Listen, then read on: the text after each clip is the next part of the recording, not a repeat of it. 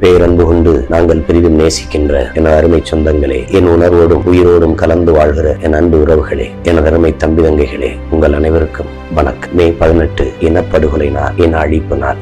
இந்த வரலாற்று பெரு நிகழ்வில் என் அன்பு சொந்தங்கள், என் அருமை உறவுகள், இதுவரைக்கும் இருந்த மனப்பிணக்குகளை தள்ளி இணக்கமாக ஒன்றிணைந்த நாம் இன விடுதலை களத்திலே நிற்க வேண்டும் என்று உங்கள் அன்பு மகன் அன்போடு வேண்டுகிறேன். தாயக விடுதலைக்காக தன்னுயிரை ஈந்த அந்த ஈக மறவர்களை, நமது மாசற்ற மாவீரர்களை மனதில் ஏந்தி பல்லாயிரக்கணக்கில் உயிர் பலியான நமது இன சொந்தங்களை, இனப்பிள்ளைகளை நீங்கள் நினைவில் கூர்ந்து நாம் சிந்திய ரத்தம், கண்ணீர், நாம் எழுப்பிய கதறல், ஓலங்கள் இதையெல்லாம் மறந்துவிட மாற்றீர்கள் என்று நான் நினைக்கிறேன்.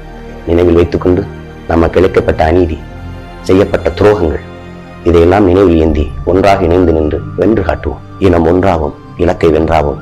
இலக்கு ஒன்றுதான், இனத்தின் விடுதலை. புரட்சி எப்போதும் வெல்லும். நாளை நமது விடுதலையும் அதை சொல்லும். நன்றி, வணக்கம்.